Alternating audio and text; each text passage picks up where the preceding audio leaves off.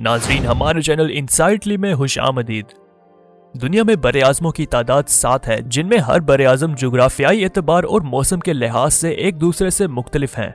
इन बरे आज़मों में एक बरे आज़म ऑस्ट्रेलिया है, जो अपने रकबे, महल्ले वकू और मौसम के एतबार से दुनिया में अपनी अलग पहचान रखता है।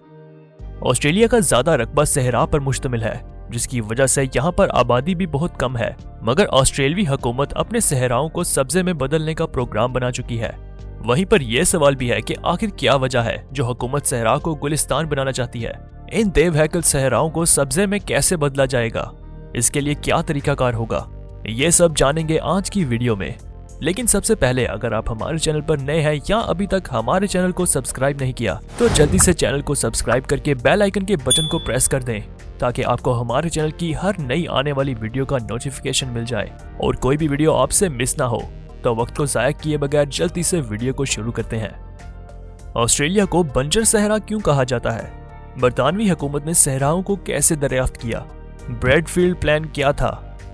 ब्रैडफील्ड स्कीम क्या है? ऑस्ट्रेलिया ने सहरा को सरसब्ज बनाने के लिए कौन से तरीके अपनाए हैं? बंजर जमीन का क्या होगा? ऑस्ट्रेलिया अपने सहराओं को सरसब्ज क्यों बनाना चाहता है? तो चलें इन सवालों का जवाब देते हैं।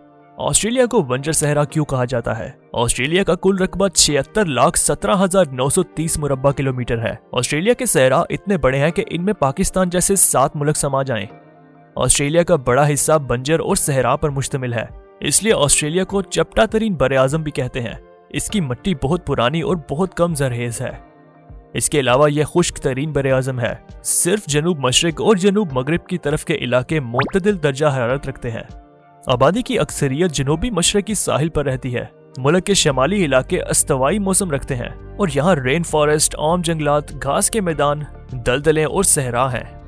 मौसम पर समंदरी रुओं का गहरा असर है। इसी तरह शमाली ऑस्ट्रेलिया में मौसमी इस्तवाई हवा का कम दबाव साइक्लोन्स पैदा करता है। ऑस्ट्रेलिया का बेशतर हिस्सा खुश्क है। कम बारिश और ज्यादा दर्जा हरारत की वजह से अंदरूनी दरिया खुश्क और झीलें पानी से खाली होती हैं। ऑस्ट्रेलियन हुकूमत ने इन सहराओं को सब्जे में बदलने का प्लान बनाया है, जिसमें मसनूई बारिश बरसाई जाएगी। इस प्लान के तहत नदियों के पानी को डाइवर्ट करके मसनूई बारिश की जाएगी। पूरे सहरा में एक झील, लेक आयर और 2 नदियां हैं। इस वजह से इस झील का पानी इतना खारा है कि वहां इंसान तो क्या, चरिंद परिंद भी नहीं रह सकते। बरतानवी हुकूमत ने सहराओं को कैसे दरियाफ्त किया? जब बरतानिया ने ऑस्ट्रेलिया पर कब्जा किया था, तो इस पूरे इलाके को तलाश करने में बरतानिया को पूरे 10 साल लगे थे। बरतानवी हुकूमत ने ऑस्ट्रेलिया में कब्जे के दौरान एक टेलीग्राफ लाइन बिछाने का प्रोग्राम बनाया था, जो डार्लिंग रिवर के दूसरे सिरे यानी वेस्ट ऑस्ट्रेलिया तक जानी थी। लेकिन कोई नहीं जानता था कि इस दरिया के पार क्या था। इस दूसरे सिरे की तलाश में अर्नेस्ट गाइल्स नामी शख्स को भेजा गया था। चेंबर पिलर तक पहुंचने के लिए सफर का आगाज शार्लेट वाल्टर से शुरू किया गया था। लेक एमेडियस तक जाते ही यह सफर खत्म हो गया, क्योंकि झील सूखकर सॉल्ट पैन बन चुकी थी। पहला सफर नाकाम हो चुका था।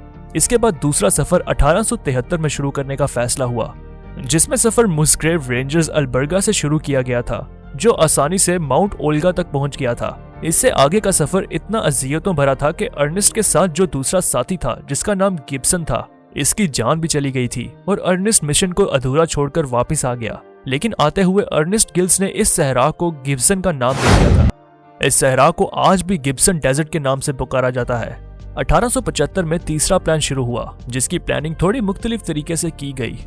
पहले लोग घोड़े इस्तेमाल करते थे, जो रास्ते में थक जाते थे और भूख प्यास की वजह से मर जाते थे। लेकिन इस बार ऊंट का इस्तेमाल किया गया, क्योंकि ऊंट को सहरा का जहाज भी कहा जाता है और ऊंट बिना पानी के काफी वक्त निकाल लेता है। बेल्टन से शुरू किया जाने वाला सफर कामयाबी से हमकिनार हुआ और एक ही साल में दूसरे सिरे पर्थ तक पहुंच गए। इन्होंने ऑस्ट्रेलिया के छुपे हुए सहरा को दरियाफ्त कर लिया था, जिसको ग्रेट विक्टोरिया डेजर्ट भी कहा जाता है। लेकिन इस इतने बड़े सहरा में एक भी इंसान नहीं रहता था और ना ही वहां पर पानी था, और हर तरफ सहरा ही सहरा था। जो थोड़ा सा जंगल था, वो हर साल खुदकार लगने वाली आग से खत्म होकर सहरा बन जाता था।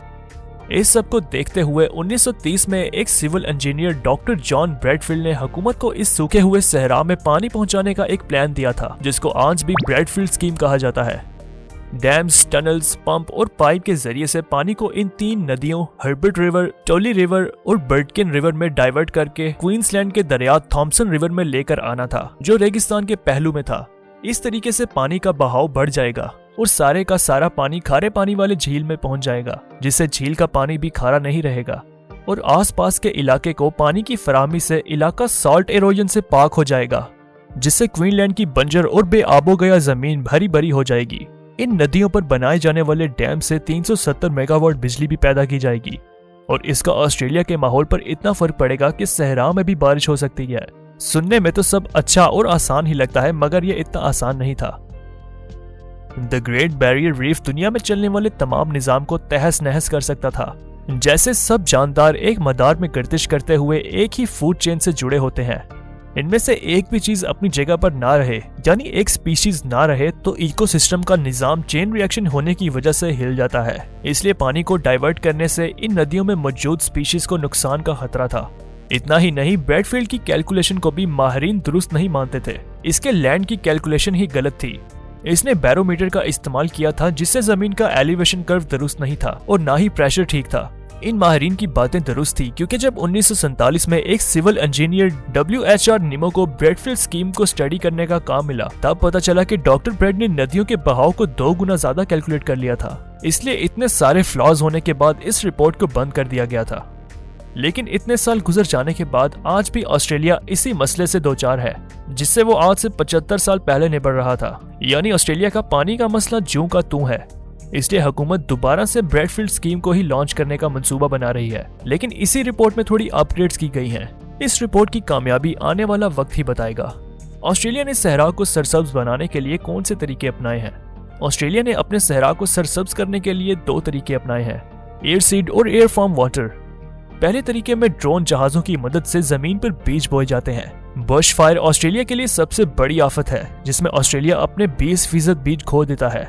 एक कंपनी एयर सीड जो रोजाना की बुनियाद पर 2 लाख दरख्त लगा रही है, जिसके लिए हुकूमत पिछले 7 साल में $1.5 बिलियन लगा चुकी है। दूसरे तरीके में हुकूमत अपने सहराओं में बिजली पैदा करने और एयर फार्म वाटर की टेक्नोलॉजी से ग्रीन हाइड्रोजन की मैन्युफैक्चरिंग कर रही है, और ये इतनी बिजली बनाएगी कि नेपाल, भूटान और अफगानिस्तान को नॉन स्टॉप भी मुहैया की जाए तो खत्म नहीं होगी। इसके लिए हाइड्रोजन को पानी से अलग करने के लिए इलेक्ट्रोलिसिस मेथड को इस्तेमाल कर रही है, जिसमें काफी सारी बिजली खर्च होती है। इस बिजली को हासिल करने के लिए सहरा में सोलर पैनल्स लगाए गए हैं, जिससे अगले 4 सालों में 4,10,000 टन ग्रीन हाइड्रोजन प्रोड्यूस की जाएगी। ग्रीन हाइड्रोजन से सहरा तो आबाद हो जाएंगे, मगर बंजर जमीन का क्या होगा? इसका हल भी ऑस्ट्रेलियाई हुकूमत ने सोच रखा है। पहले मरहले में इस बंजर जमीन को काबिले इस्तेमाल बनाने के लिए दरिया के किनारों पर बीज बोए जाएंगे और किनारों पर उगने वाली जड़ी बूटियों को मजीद रिस्टोर करके आगे फैलाया जाएगा। नदी के बहाव को कम करने के लिए टिम्बर लेक का इस्तेमाल किया जाएगा और वहां पर प्लांटेड पौधों को भी बिछाया जाएगा, जो सॉइल इरोजन को खत्म करने का बायस बनेगा, जिससे फ्लोरा और फाउना फिर से उभरने लगेगी। सहराई पौधे आने वाले वक्त में कार्बन सिंक बनने की सलाहियत भी रखते हैं, और साइंसदानों को पता चला है कि सहराई पौधे जरूरत से ज्यादा कार्बन डाइऑक्साइड ले रहे हैं, जिसकी वजह से इनके पत्ते बड़े उगने लगे हैं, जो धीरे धीरे जमीन की सरसब्जी को बढ़ाने में मदद देंगे। लेकिन अभी भी एक चैलेंज है जो ब्रैडफील्ड स्कीम को कामयाब या नाकाम बनाएगा, वो है पोर्टेबल ड्रिंकिंग वाटर। आज भी ऑस्ट्रेलिया अपने 100 साल पुराने वाटर सिस्टम को ही इस्तेमाल कर रहा है, जैसे 1896 में बनने वाला Goldfield water supply scheme pipeline मंसूबा, जो आज भी 1 लाख लोगों के साथ माइंस और फार्म्स को भी पानी मुहैया कर रहा है। एक प्रोजेक्ट स्नोई माउंटेन स्कीम है, ये 1949 में बनाया गया था। ये 9 पावर स्टेशन, 16 बड़े डैम्स और 80 किलोमीटर के एक्वेडक्ट्स और इंटरकनेक्टेड टनल्स की वजह से एक इंजीनियरिंग वंडर है, यानी हैरानकुन प्रोजेक्ट है। ऑस्ट्रेलिया अपने सहराओं को सब्जे में क्यों बदलना चाहता है? ऑस्ट्रेलिया अपने सहराओं को इसलिए भी सब्जे में बदलना चाहता है क्योंकि वहां पर सहराओं की वजह से आबादी कम है, मौसम भी गैर मुतदिल होता है। आज के जदीद दौर में ऑस्ट्रेलिया अपने शहरों को हर सहूलत फराहम करने के लिए कोशा है। जंगलात किसी भी इलाके के मौसम में अहम किरदार अदा करते हैं। दूसरा, ऑस्ट्रेलिया अपने सहराओं को सब्जे में बदल कर आबाद करना चाहता है। बेआबो गया रेगिस्तान में जिंदगी का वजूद नहीं है। पानी होगा तो सब्जा भी उगाएगा और सॉइल इरोजन भी खत्म हो जाएगी। ऑस्ट्रेलिया ने इजादात की तरफ इतना जोर नहीं दिया और आज भी पीने के पानी का मसला वैसा ही हल तलब है। शायद आने वाले वक्तों में ऑस्ट्रेलिया इस मसले को भी हल कर लेगा। जी नाजरीन, ये थी हमारी आज की वीडियो। उम्मीद है आपको पसंद आई होगी। वीडियो को लाइक और शेयर जरूर किया करें और कमेंट सेक्शन में अपनी राय भी जरूर दिया करें। मिलते हैं एक नई वीडियो के साथ।